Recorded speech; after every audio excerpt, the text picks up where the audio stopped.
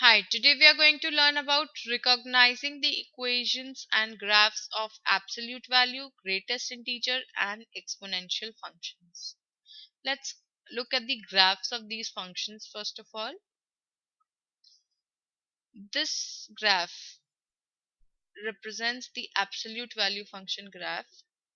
The absolute value function is represented by fx is equal to mod of x, 2 bars, and inside x, the value.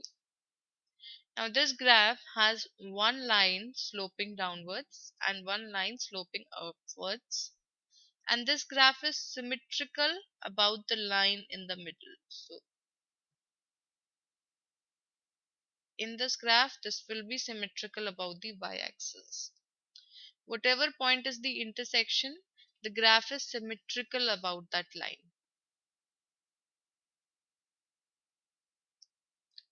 Next is the greatest integer function. The representation is either int of x or like this in the parentheses x. Now this is also known as a step function. It is graphed as steps. At this step, consider this step, minus 4 is included in this step, but minus 3 value is not included in this step. Means for every point in this step the value will be minus 4. Every point in this step the value will be minus 2. Every point in this step value will be minus 1, and so on. I'm sorry, 1, not minus 1, 1. Now exponential function graph, fx is equal to a to the power x. This is the representation. Here variable is a part of the exponent. You can see a to the power x. Variable is a part of the exponent. So the curve is upwards rising. This is the exponential graph. Let's look at the problems now. Solve. Identify the equation. We can see a line going sloping downwards and the line sloping upwards.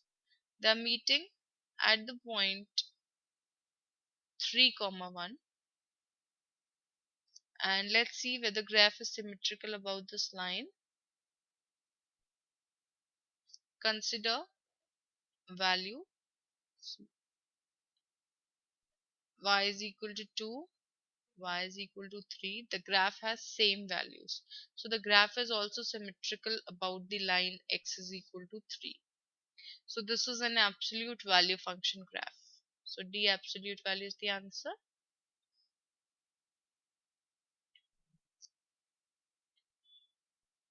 Next problem. Solve. Identify the equation y is equal to 2 times 4 to the power x plus 1 plus 2. Now here consider the exponent. The exponent is x plus 1.